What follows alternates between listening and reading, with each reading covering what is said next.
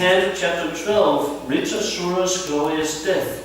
Today we are reading 14 and 15. Tasmad akirti yasayor. Tasmad akirti yasasor. Jaya patyaya yorapi. Samashyat sukha dukhabhyam. Mricho jivatayotata. Since everything is dependent on the supreme will of the personality of Godhead, one should be equiposed in fame and defamation, victory and defeat, life and death. In their effects represented as happiness and distress, one should maintain oneself in equilibrium without anxiety. 15. Satam rajasamaditi prakritirnatmanogna tatra shakshenam atmanam yoveda shasanapatyate. One who knows that the three qualities, goodness, passion, and ignorance, are not qualities of the soul, but qualities of material nature.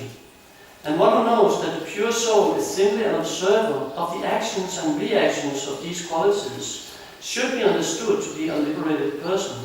He is not bound by these qualities. Purport. As the Lord explains in Bhagavad Gita 18:54, Brahma Bhuta Prasanatma na Shotati na Kamshati Shama Sarveshu Bhuteshu Mat Bhaktim Lavate Param. One who is transcendently situated at once realizes the Supreme Brahman and becomes fully joyful. He never laments or desires to have anything. He is equally disposed to every living entity. In that state he attains pure devotional service unto me. Unquote. When one attains self-realization in Brahma-Bhuta stage, one knows that whatever happens during his life is due to the contamination of the modes of material nature. The living being, the pure soul, has nothing to do with these modes. In the midst of a hurricane of the material world, everything changes very quickly. But if one remains silent and simply observes the actions and reactions of the hurricane, he is understood to be liberated. The real qualification of the liberated soul is that he remains Krishna consciousness undisturbed by the actions and reactions of the material energy. Such a liberated person is always jubilant. He never laments or aspires for anything. Since everything is supplied by the Supreme Lord, the living entity, being fully dependent on him, should not protest or accept anything in terms of his personal sense gratification. Rather, he should receive everything as the mercy of the Lord and remain steady in all circumstances. Om Jnana Timirandasya Vinandana Salakaya Chakshuram Militam Yena Tasmai Shri Gurave Namaha Shri Caitanya Manobhishtam Sthavitam Yena Bhutale Svayam Rupayamayam Radhaji Swadandikam Vandeham Sri Guru Sri Yukta Parakamam Sri Guru Vaishnavasya Sri Rupam Sargatam Sarganagunatam Vitam Tam Sajivam Sadvaitam Sarvadutam Parijana Sahitam Krishna Caitanya Devam Sri Radha Krishna Param Sagana Vita Sri Visakam Vitamscha He Krishna Karuna Sindhu Dina Bando Yadapate Gopisa Gopika Kanta Radha Kanta Namaste Tapta Kanjana Gaurangi Radhe Vrindavaneshwari Vrisabhano Sudevi Pranamami Hare Priye Vanchakalpa Tarupyascha Kripa Sindhubhyaiva Cha Patitanam Pavanebhyo Vaishnavebhyo Namo Namaha Shri Krishna Caitanya Prabhu Nityananda Shri Advaita Gadadhara Shri Vasari Gaura Bhaktavrinda Hare Krishna Krishna Krishna Hare Hare Hare Rama Hare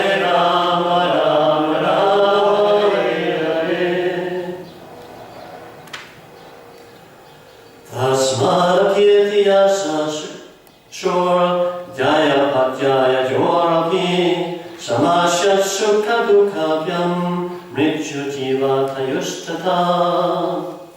Since everything is dependent on the supreme will of the personality of Godhead, one should be equally poised in fame and defamation, victory and defeat, life and death. In their effects, represented as happiness and distress, one should maintain oneself in equilibrium without anxiety. Sattvam rajastama iti prakritirnat manovana tatashik shakshina matmanam yovedas sharmabhatyate.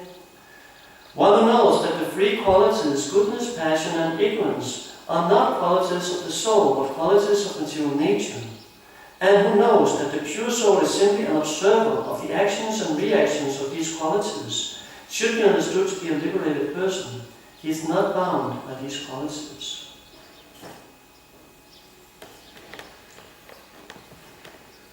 To really understand we are not this body, and we are not the doer of activity, is in one sense very simple, and one very straightforward. It's quite simple and quite easily understood in one sense. But to really understand it and to really realize it is very difficult. Like the law of karma is very easy to understand. It's like what goes around comes around. It's when you give out, you get back. But really all the intricacies of karma is very difficult to understand. How everything is taken care of by the individual soul and the collective karma, and how everything is fitting in, very, very difficult, very complex. So in the same way, to really fully understand that we are not this body we are walking around in is very difficult, and that we are not the doer of the activities. So that's why Prabhupada and Bhagavatam emphasizes it again and again. Now we have the 6th canto of Srimad Bhagavatam, and these are the verses, right, describing this most basic philosophy. So we've been going through the whole thing, like when you read Bhagavatam, it's already understood, you have read and understood Bhagavad Gita. So that's when Bhagavatam starts. Bhagavatam starts where Bhagavad Gita ends. So we've been going through the whole Bhagavad Gita, and of course all the books, Nectar of Devotion, Nectar of Instruction, Sri Upanishads. This is what Prabhupada categorizes the most important of his books. And now we are going through Bhagavatam, 1st canto, 2nd canto, 3rd canto, 4th canto, 5th canto, 6th canto, in the middle of 6th canto. We are still hearing the basic instruction that's there in the 2nd chapter of Bhagavad Gita. So it's not only Prabhupada, because we often hear Prabhupada emphasizes again and again, we are not this body. But Bhagavatam emphasizes again and again, we are not this body. So it was very difficult to understand, it's very difficult to understand now in Kali Yuga, especially in the Western world where we are very degraded. But even like this is for all people. This was spoken 5,000 years ago. So this is for the whole globe, the whole universe. So everybody had very difficult to understand. But for us, it's even more difficult because of our background, religious background. But nonetheless, if we simply apply the process of devotional service, especially chanting, everything is given by Krishna automatically. Everything is given Vijnana. Krishna says to Brahma, just before he speaks to Kshatriyas Lokis, he says, Yavan aham yatra bhavam yagruva guna karmaka tatayva tattva vijnanam astutimat anugrahat. He says, Yavan aham yatra bhavam. Now I'll give you all knowledge about me, Krishna says to Brahma. Yavan aham yatra bhavam yaguna gu karma. I give you all my qualities, all my activities, and all my different colors and forms. I give you all knowledge about myself, Krishna says. Guna karma vibhagata. And why? By my causeless mercy, anugrahat. Only by my causeless mercy, I'm giving it to you. So in the same way, like Krishna says 7:14, we cannot overwin the material energy. The modes of material nature is simply too difficult. They're roads, the gunas. They're simply too difficult to win over, conquer. We can't. But like Krishna says, if you surrender to me, it's easily over. It's easily done. So that's the whole process of bhakti. And when we fully understand that one principle, that we are completely dependent, 24/7, constantly dependent on the mercy of Krishna and the Vaishnavas. And in one sense, especially the Vaishnavas. Because the only way we get the real and full mercy of Krishna is when we get the mercy of the Vaishnavas. So that's why the only way that we can, under any circumstance, conquer the material energy. My Prabhupada used to say we are declaring war on Maya. So we are doomed to lose, but we will win. Like Ritasura, he will win because he has the full understanding. And actually Krishna is supporting him. The whole story is like Krishna is supporting Indra. Krishna is coming, telling Indra, you go to the ditchy, you get his bones, and that will make a thunderbolt, and then you can kill Ritasura. And you take this Narayan and Narayan Kavacha, and you will be protected. And he was. Even when Ritasura, he swallowed him up. He was in the stomach of Ritasura. Like if we think we have some power in our stomach, think about Ritasura. You remember how fast he was growing? Fast as 4 arrows go in each direction. Like imagine that, you shoot 4 arrows, you shoot an arrow, how far it will go and how fast. That's how fast he was growing. Constantly. It's not only one arrow, the next. He's enormous, he's huge. And extremely powerful. So the acid in his stomach is most likely quite powerful, right? Because he's not eating carrots. So Indra, he was swallowed up by Ritasura and he was in his stomach, but he was protected by Narayan in the form of Narayan Kavacha. Krishna was protecting him. And by the weapon, Indra, he cuts himself out of Ritasura's stomach. And instead then Ritasura said, okay, now I killed Indra, so now he's sitting down in meditation and leaves his body. And Indra, he works his way out. And then he will he must cut off Ritasura's head. And it takes the thunderbolt, especially empowered by Vishnu, and he's trying to cut off the head of Ritasura, but he can't. It takes 1 year before he can cut off the head with that weapon. So, and what happens is, of course, we know, Ritasura, he goes back to Godhead, but Indra is stationed until one. So Ritasura is really the one getting the mercy of Krishna. Why? Because he has a full understanding. Doesn't only understand, but he has realized knowledge. That, you can see the proof of that realized knowledge, he's completely detached to the body, completely. In the fight, when Indra, he first cut off his one arm, Ritasura says, come on, fight. Indra is becoming a little morose. No, now I will kill one guru, now I will kill this person else here, and he understands this great Vaishnava because he's preaching to him constantly, Ritasura. So Indra says, and Ritasura says, come on, fight! And then again, Ritasura attacks Indra, and Indra cuts off the other arm. And then, as I mentioned, Ritasura opens his mouth and simply swallows out Indra. So that's realized, right? He's not stopping under any circumstance because he knows this is my service to the God. Like Krishna is saying, if you lose in the battlefield, to Arjuna, he says, if you lose on the battlefield, you will attain the heavenly kingdoms. You will enjoy it. What you are after now, you want to enjoy this world, you want to be the emperor, you want to rule the planet. Right? This is your desire. But if you conquer this, if you conquer the Duryodhana, that will be the position. And if you die, you will be even greater. You'll go to Swarga. So that's when you can enjoy. So you will win in any circumstance. So Ritasura has understood this. And if we understand that, Krishna will act in the exact same way with us. Krishna doesn't have a special liking for Ritasura. This is Samoham Sarva Bhutisu, unequal to all. Namidrishus Dina Priyama. There's no one that is special dear to me, there's no one I hate. But for my devotees, it's special care. But Krishna takes equally care of all devotees. But accordingly, comes the time of Brahma. According to our realization, he reciprocates. And our desires, and our eagerness, Krishna reciprocates. So that's why the only thing we need to do is simply throw ourselves into the fire of devotional service, so to say, and act in that capacity as much as we can. Constantly take the fight with the mind, fight with Maya. Never give up. Oh, it's too difficult. Let me take a break. No, constantly be alert, constantly be awake, constantly be on the battlefield. If you relax on the battlefield, you're finished. There's no time for doing relaxation. Of course, at night, sleep, but then morning wake up. Okay, let's fight again. That's the devotional service. Prabhupada said, I want Arjunas or I want no one. So we need to become like Arjuna. That's Prabhupada's request. We need to come like Arjuna. So Arjuna, he was morose, he was a great fighter. And if anyone challenged Arjuna, he would immediately kill him. But in this fight, says Krishna, maybe we shouldn't fight. There's too much on stake here. Too many people will die. What will be the result? Women will become widows, and that means unprotected, and that means Varna unwanted population, and then Dharma goes to hell. Can you see we're destroying everything, Krishna? But Krishna says, no. You've forgotten one principle. I'm God. So sometimes we forget that principle, that actually Krishna is God.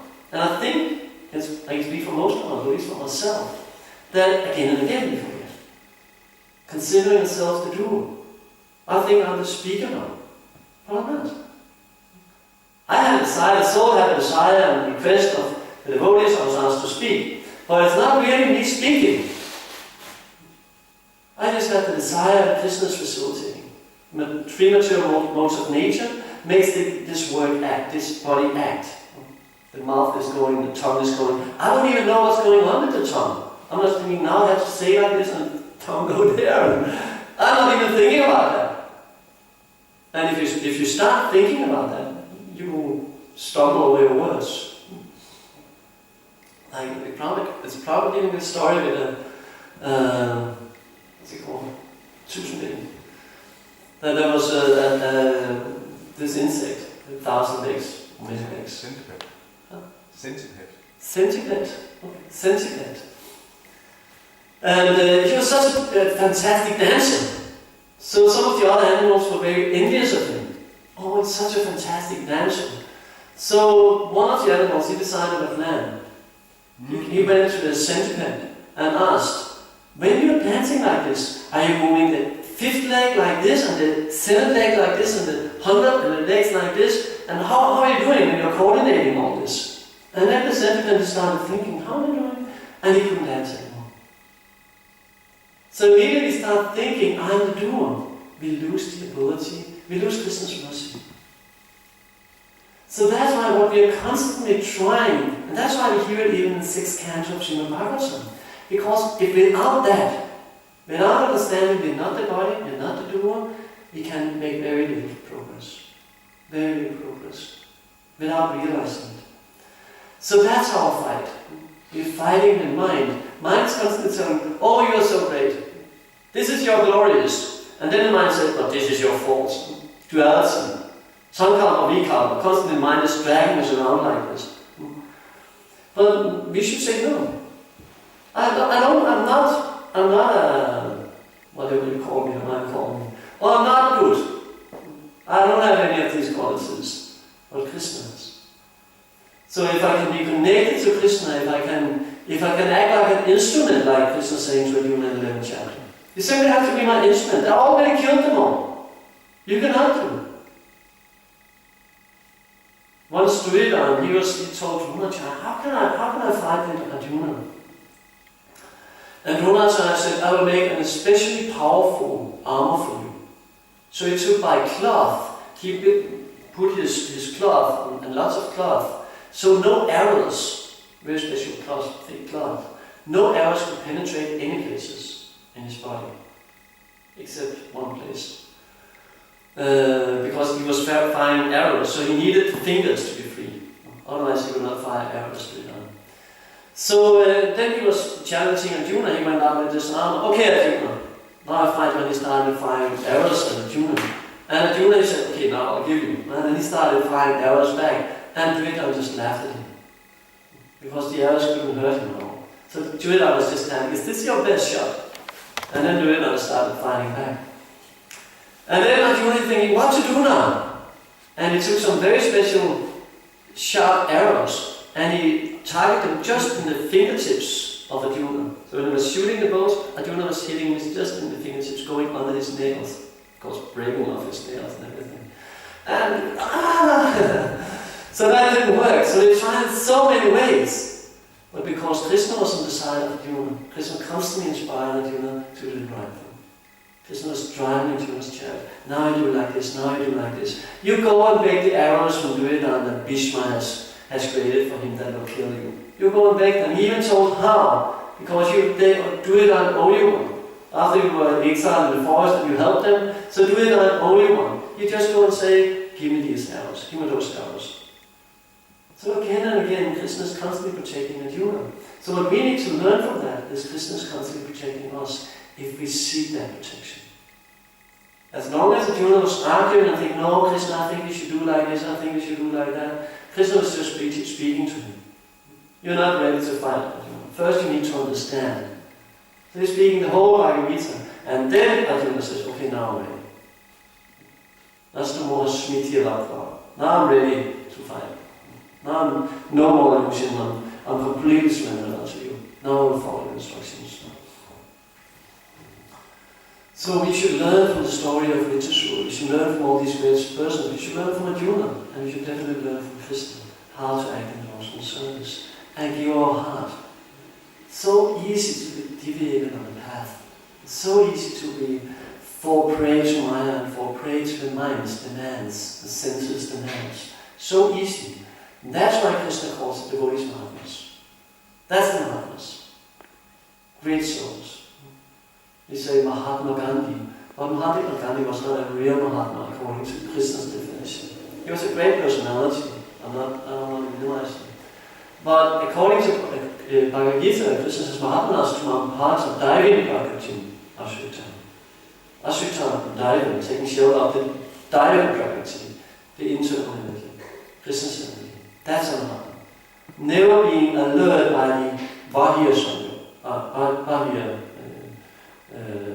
Shakti, Bahya energy, the external energy. That's a Mahatma. That's what Krishna is saying. That's the devotee. And for him he says, I'll take care of him. Because he's completely dependent upon me, I'll take care of him. But those who want to be dependent on their own abilities, Krishna gives them that facility. But that's doomed to fail. So, beautiful verses here, telling how we can transcend the modes of nature, how we can conquer the mind, and how we can actually, in a very easy and easy applicable method, become Krishna conscious very fast. So any comments or questions? Yeah, we are giving some purpose.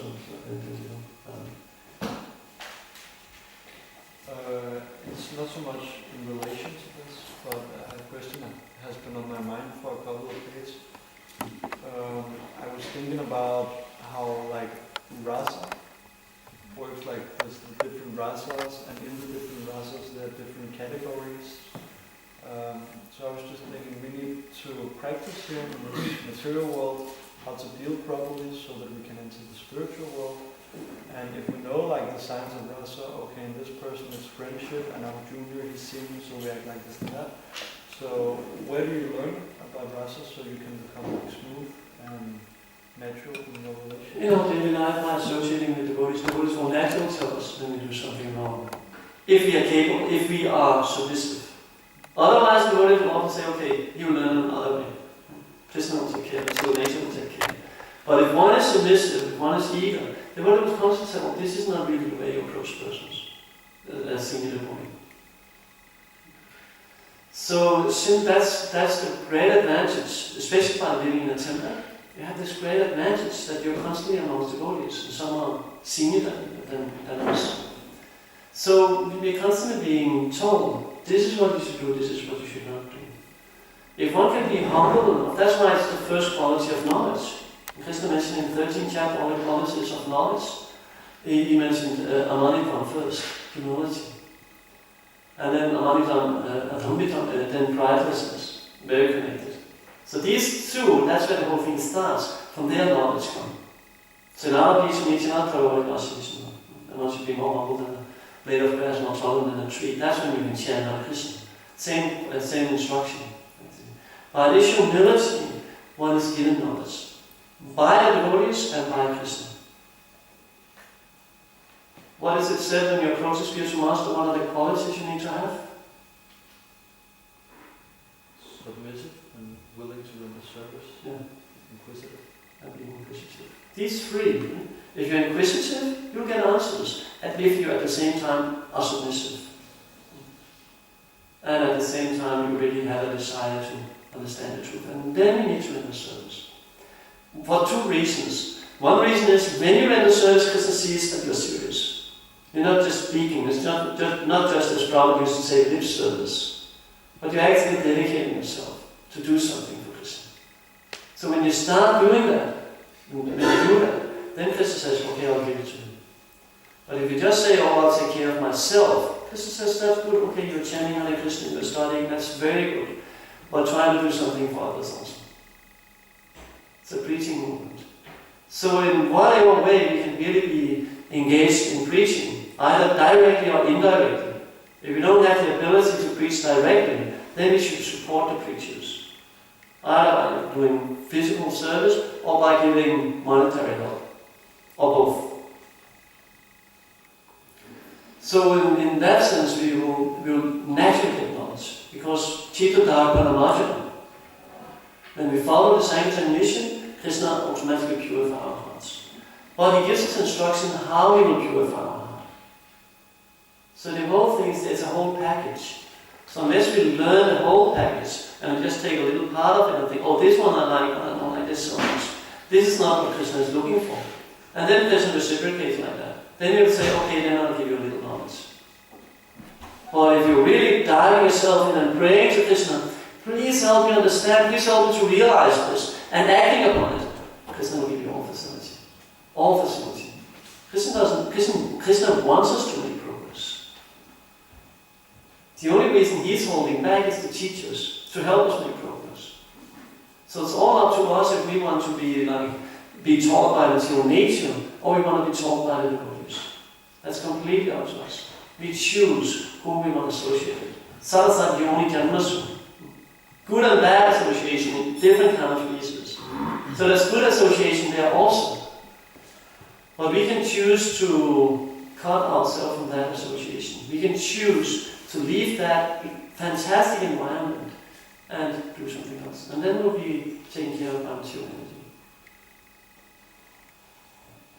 I was just thinking about these three, to reveal one's mind and to receive instructions and to offer gifts and receive gifts and give prasadam and accept prasadam. So these rasas, like you're saying, is also, like you explained, entailed in Vaishnava etiquette, and so we do open things automatically. And we don't have that sweetness, but when we see devotees where they really have understood these principles. I just visited India, and there is such an affection between the youngest and the elder, even in the family, even if they don't understand so much principles of Krishna consciousness, because it is a culture. So much affection in one family, and it makes everybody so strong to resist the material energy and just doing that. They do all their duties, but it's so easy to control your senses when you have so much affection. Because that's ultimately what we're looking for. We're not looking for lust. Lust is just a perverted reflection of love. So when we don't have love, we'll naturally go for lust. Naturally. But if you have love, it's much higher principle, much more satisfying.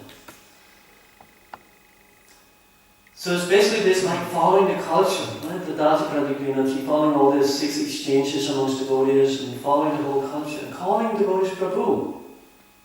It's often neglected, also here.